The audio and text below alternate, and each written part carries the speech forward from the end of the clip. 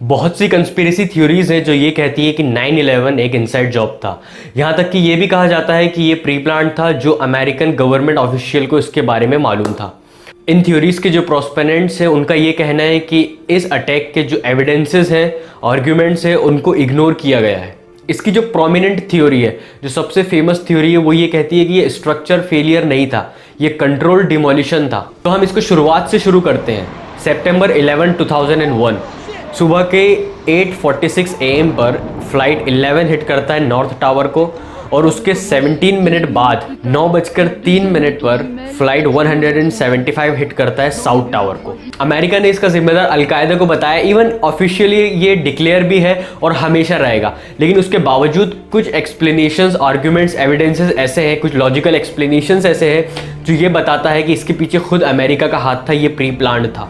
तो इस वीडियो को पूरा देखें, बहुत नॉलेजेबल वीडियो है। जो पहली एलोबरेटेड थ्योरी थी वो फ्रांस की तरफ से आई। फ्रेंच नेशनल रिसर्च के एक रिसर्चर ने थ्योरी दी थी जिसका नाम था द इनसाइड जॉब, और उसके 6 महीने बाद 2002 में 9/11 द बिग लैब बुक जो लिखी थी थेरी मैसन ने, जो एक कंस्पिरेसी थ्योरिस्ट थे, उनकी थ्योरी को ट्रुथिज्म का एक बहुत अच्छा सोर्स बताया जाता था। इवन बहुत सी कंस्पिरेसी थ्योरीज थी, जैसे four knowledge theory, suspected inside trading, air defence state down theory, Israeli agents. इस अटैक पर जो कैनेडियन लिबरल पार्टी के लीडर थे स्टेफन, उनका ये कहना था कि जर्मनी, रशिया, इजराइल और अमेरिका, इनके जो इंटेलिजेंस एजेंसी ऑफिसर्स हैं, उसको इस अटैक की पूरी जानकारी थी। एक कंस्पिरेसी थियरिस्ट थे डेविड रे ग्राइफाइन। इन्होंने एक बुक लिखी थी द न्यू पर्ल हार्बर, और इसका सपोर्ट किया था रिचर्ड ए फॉक ने। उनका ये कहना था कि ये जो बुक लिखी, इस पे जो क्वेश्चन पूछे गए, जो एक्सप्लेनेशंस हैं, मैं इसका सपोर्ट करता हूँ और इन्वेस्टिगेशन होनी चाहिए। इनको 2008 में रेजिग्नेशन के लिए फोर्स किया था अमेरिका ने। ये book the new Pearl Harbor, इसके बारे में हम आगे बात करेंगे। एक्सप्लेनेशन, आर्ग्यूमेंट्स का जो सबसे बेहतर सोर्स है वो ये बुक थी। तो वहीं पेरिस में 2009 में आयमेरिक शोपराडे, जो प्रोफेसर थे CID मिलिट्री कॉलेज में, उन्हें भी निकाल दिया गया था वहाँ से फ्रेंच डिफेंस मिनिस्टर के द्वारा। क्यों? क्योंकि इन्होंने भी इस बुक को सपोर्ट किया था और इन्होंने भी इन्वेस्टिगेशन की मांग की थी। अलग अलग कॉन्स्पिरेसीज आती गई, अलग अलग आर्ग्यूमेंट्स, एक्सप्लेनेशंस, एविडेंसेस आते रहे, सारी लॉजिकल थ्योरीज, सबको इग्नोर किया गया। इवन 2010 में 9/11 ट्रुथ मूवमेंट को चलाया गया, जो एक बहुत बड़ा इशू बन गया था। वहाँ पे पूछा गया एक पॉलिटिशियन जिनका नाम था डेब्रा मदीना, इनसे ये पूछा गया कि 9/11 में अमेरिकन का इन्वॉल्वमेंट है, तो उन्होंने ये बोला कि रिगार्डिंग 9/11 कुछ अच्छे आर्ग्यूमेंट्स हैं, कुछ अच्छे एक्सप्लेनेशंस हैं, लेकिन उसके बावजूद वो ये कहती थी कि इसके पीछे मुस्लिम टेररिस्ट ऑर्गेनाइजेशन है। 23 सितंबर को यूनाइटेड नेशंस में खड़े होकर ईरानियन प्रेसिडेंट महमूद अहमदीनेजाद, उन्होंने एक स्पीच दी। उन्होंने अपनी स्पीच में ये कहा कि मेजॉरिटी ऑफ अमेरिकन पीपल और साथ साथ दूसरे देश पॉलिटिशियंस का यही मानना है कि ये अटैक US गवर्नमेंट ने ही कराया है, अमेरिका के कुछ क्षेत्र में अर्थव्यवस्था, इकोनॉमी को गिराने के लिए और ज़ायनिस्ट शासन को बचाने के लिए। हालांकि बराक ओबामा ने इस स्पीच को और अहमदीनेजाद को क्रिटिसाइज करते हुए ये कहा कि ये बहुत ही ऑफेंसिव और हेटफुल स्पीच है। अब 2011 में इनको एक बार फिर बुलाया गया और यूनाइटेड नेशंस में खड़े होकर इन्होंने अपनी स्पीच को वापस दोहराया, और इस बार बराक ओबामा ने इनको क्रिटिसाइज नहीं किया। इस बार एक मैगजीन में, अलकायदा की मैगजीन इंस्पायर, उसमें अहमदीनेजाद को अलकायदा ने क्रिटिसाइज किया, और उन्होंने ये कहा कि ईरान हमसे जल रहा है, ईरान इतना बड़ा अटैक नहीं कर सकता, इसलिए अहमदीनेजाद इतनी बड़ी बात बोल रहे हैं। 2012 में इजिप्शियन प्रेसिडेंट मोहम्मद मोरसी ने साइंटिफिक कॉन्फ्रेंस अरेंज की ताकि 9/11 इवेंट को समझा जा सके और समझाया जा सके दूसरों को कि ये इनसाइड जॉब है। अब हम उन स्ट्रॉन्ग आर्ग्यूमेंट्स को देखते हैं, एक्सप्लेनेशंस को देखते हैं, लॉजिकल एक्सप्लेनेशंस को देखते हैं, जो हमको भी एक बार सोचने पे मजबूर करेगा कि हाँ, शायद ये इनसाइड जॉब था। पीछे बात की थी कि डेविड रे ग्राइफाइन ने जो बुक लिखी है द पर्ल हार्बर, उसमें जो एक्सप्लेनेशंस हैं वो कितने तगड़े हैं, कितने ज़बरदस्त एक्सप्लेनेशन उन्होंने दिया है। तो ये जो द न्यू पर्ल हार्बर है, ये नाम कहाँ से आया? चलते हैं हम 1941 में वापस। दिन था 7 दिसंबर, वर्ल्ड वॉर 2 चल रहा था। पर्ल हार्बर क्या है?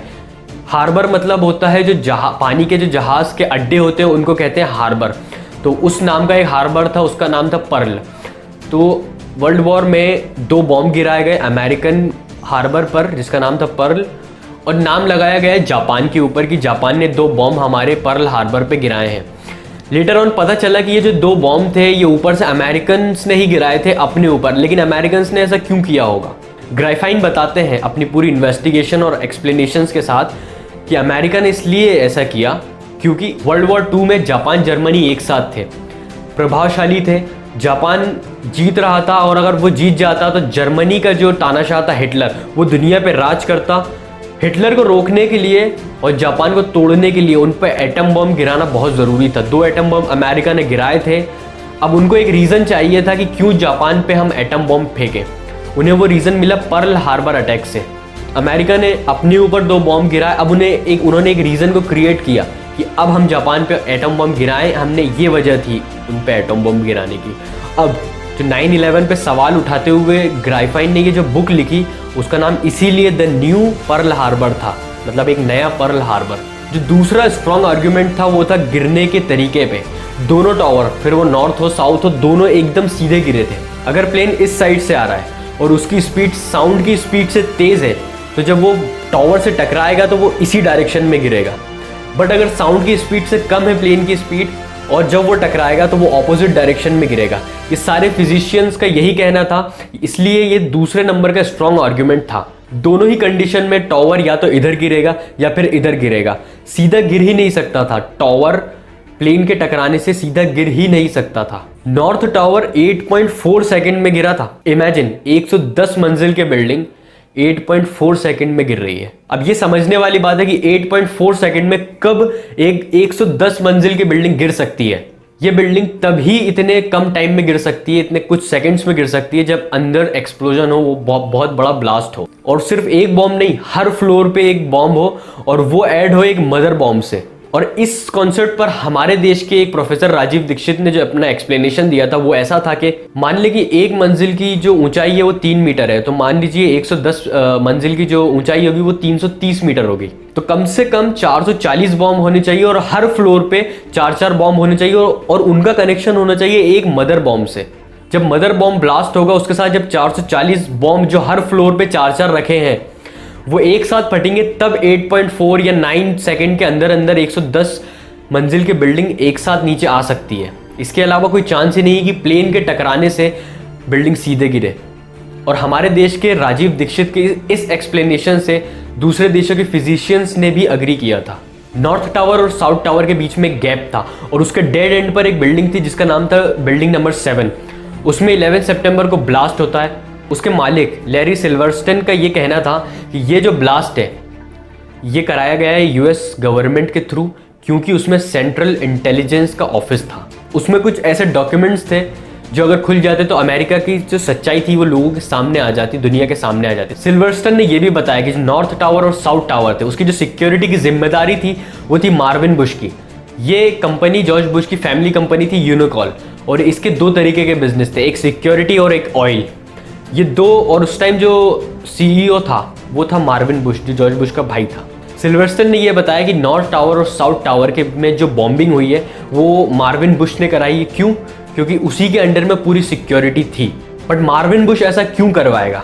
उसकी वजह ये थी कि जो यूनिकॉल कंपनी थी, डॉक्यूमेंट से ये प्रूफ हुआ कि जो यूनिकॉल कंपनी थी इसमें जॉर्ज बुश और Osama bin Laden business partners थे। इनकी कंपनी ने सऊदी अरब के एक शेख के साथ डील करी। 5 सितंबर 2001 में ये बिल्डिंग उनको बेची थी और उसका इंश्योरेंस इन्होंने कराया था 2 जापानीज कंपनी से, जिसमें मार्विन बुश ने अपना कमीशन लिया था। और जो फाइनेंशियली जो नुकसान हुआ था वो हुआ था जापानीज कंपनी का, ना कि अमेरिका का। एक बात सामने आई कि 3000 लोग मारे गए, बट ये इन्फॉर्मेशन गलत थी, क्योंकि उस टावर में उस दिन सारे अमेरिकन वर्कर्स को और जीव्स को छुट्टी डिक्लेयर की थी, और ये छुट्टी डिक्लेयर की थी खुद जॉर्ज बुश ने। उसकी वजह क्या थी? ये छुट्टी कंपलसरी छुट्टी थी। जो 3000 लोगों में जो मरने की जो संख्या थी, मतलब 90 अलग अलग देशों के लोग थे जो कि ब्लू कॉलर जॉब वाले थे। तो छुट्टी क्यों थी? कंपलसरी छुट्टी क्यों थी? वो नहीं चाहते थे कि अमेरिकन्स मरे ज़्यादा। अगर अमेरिकन्स मरते तो मुआवजा ज़्यादा देना पड़ता, नॉन अमेरिकन मरेगा तो मुआवजा कम देना पड़ेगा। बट अमेरिका ने ऐसा क्यों किया होगा? जनवरी 2001 में पता चला कि अफगानिस्तान के पास बहुत ज़्यादा कच्चा तेल है। यूएसए ने अफगान के तेल को छीनने के लिए उन पर कब्जा करना चाहता था। तो कब्जा करने के लिए उनको एक रीज़न चाहिए था ताकि वो दुनिया को बता सके 1941 में जो उन्होंने पर्ल हार्बर अटैक करके दुनिया को बताया था कि जापान पे हम अटैक इसलिए कर रहे हैं। 11 सितंबर को जो अटैक हुआ, एक रीज़न चाहिए था कि हम अफगानिस्तान से लड़ क्यों रहे हैं। नॉर्थ टावर साउथ टावर जब गिरे तो पूरी दुनिया एकदम चौंक गई कि ये क्या हुआ। अमेरिका ने जिम्मेदारी अफगानिस्तान को दी, अलकायदा को दी। अब एक रीज़न मिल गया कि अब हम अटैक इन पे इसलिए कर रहे हैं, हम इनसे लड़ इसलिए रहे हैं क्योंकि इन्होंने हमारे टावर गिराए, इन्होंने हम पे अटैक किया है। और ये स्ट्रॉन्ग आर्गूमेंट दिया था ग्राइफिन ने। और लेटर ऑन इन्होंने कब्जा किया भी अफगानिस्तान पे। वहाँ के प्रेसिडेंट थे हामिद करजाई और इनको यूनिकॉल कंपनी का मैनेजर तक बताया जाता था। उसने क्या किया कि जहाँ जहाँ गैस के भंडार मिल रहे थे वहाँ से पाइपलाइन बिछा बिछा के सारी गैस अमेरिका तक कैसे जाए उस पर काम चालू किया। बीच में एक देश आया ईरान। ईरान ने कहा कि अगर पाइपलाइन लेके जानी है तो पैसा देना होगा। अमेरिका चाहता था फ्री में लेके जाएं और अमेरिका और ईरान के बीच जो डिस्प्यूट स्टार्ट हुआ वो वहीं से हुआ था। एक इसका स्टील आर्ग्यूमेंट भी है। वो ये कहता है कि ट्विन टावर का स्टील मेल्ट नहीं हो सकता जेट फ्यूल के उस टेम्परेचर से। दो प्रोफेसर थे, इन पर उन्होंने अपना अपना ओपिनियन दिया कि अगर 1000 डिग्री टेम्परेचर पर भी, इवन 2000 डिग्री टेम्परेचर पर भी अगर इसको जलाया जाएगा तो ये टावर गिर तो नहीं सकता। दो प्रोफेसर थे और 10 दिन बाद एक प्रोफेसर ने अपना स्टेटमेंट बदल दिया और जिसने नहीं बदला था उसको निकाल दिया गया। अब एक चीज़ को लॉजिकली और फैक्ट्स दोनों के साथ समझना। लॉजिकली पहले हम लॉजिकली समझते हैं। एक पैसेंजर था, यूनाइटेड एयरलाइंस फ्लाइट 93 के पैसेंजर मार्क बिंघम ने अपनी माँ को फ़ोन लगाया प्लेन से और कॉल पर उन्होंने क्या बोला, this is mark Bingham, this is mark Bingham. Mother, it's Mark Bingham. Mother, it's Mark Bingham. अब सोचने वाली बात है, लॉजिकली सोचने वाली बात है कि कोई अपनी माँ को फ़ोन लगाएगा तो वो उसे अपना सरनेम क्यों बताएगा। क्योंकि मैं अपनी माँ को फ़ोन लगाता हूँ या आप आपकी माँ को फ़ोन लगाते हैं तो हम अपनी माँ को अब नाम ज़रूर ले सकते हैं हम, लेकिन सरनेम कौन बताएगा। इवन खुद आप सोचेंगे एक बार तो आपको हंसी आएगी। और इस पे बहुत ज़्यादा फोकस किया गया, इसको हाईलाइट भी किया गया, इसको अपने बड़े आर्ग्यूमेंट्स में रखा गया अपनी कंस्पिरेसी थ्योरीज में। अब फैक्ट्स के साथ इसको समझा जाए तो क्या 32,000 फीट ऊपर से कोई अपनी माँ से फ़ोन पे बात कर सकता है? 4,000 फीट ही अगर हम बात करना चाहें तो चांसेस बहुत ज़्यादा कम है, तो फिर 32,000 फीट बहुत ज़्यादा होता है। रही बात पेंटागन पे अटैक की, तो जब एरोप्लेन पेंटागन बिल्डिंग में गया तो सिर्फ वहाँ पे एक होल दिख रहा था। वहाँ पे अगर विंग्स अंदर जाते तो विंडो पैन डैमेज होती, लेकिन विंडो पैन डैमेज नहीं हुई तो फिर विंग्स बाहर होने चाहिए थे और विंग्स बाहर भी नहीं थे। लेटर ऑन जब ढूंढानी चली, तलाश हुई तो वहाँ पे एरोप्लेन की कोई भी पार्ट नहीं मिला, सिर्फ एक होल था, सिर्फ एक स्मॉल इंजन मिला था जो था फाइटर प्लेन का। इसलिए एक कंस्पिरेसी थ्योरिस्ट ने कहा कि ये मिसाइल अटैक था, ये एरोप्लेन नहीं गया, ये एक मिसाइल अटैक था। अब ऑफिशियल डिक्लेरेशन कुछ भी हो, जो भी स्ट्रॉन्ग आर्ग्यूमेंट्स हैं, एक्सप्लेनेशन हैं, लॉजिकल एविडेंसेस हैं, लॉजिकल एक्सप्लेनेशन आर्ग्यूमेंट्स हैं, वो यही बताते हैं कि ये इनसाइड जॉब था। खैर ये कंस्पिरेसी थ्योरीज थी जो लॉजिकल बेस्ड थी पूरी, और इसलिए जितने भी ज़्यादा इंटेलिजेंट और बड़े बड़े प्रोफेसर, साइंटिस्ट थे, रिसर्चर्स थे, उनका यही कहना था कि ये एक इनसाइड जॉब था। तो इस वीडियो को शेयर करें अगर पसंद आई हो और चैनल को सब्सक्राइब करें। कमेंट में आप आपका ओपिनियन बताएं कि आपका इस पर क्या ओपिनियन है, और मुझे कमेंट में ऐसे और टॉपिक्स बताएं जिसके बारे में मैं आपको एक डीप रिसर्च और लॉजिकल एक्सप्लेनेशन दे सकूं।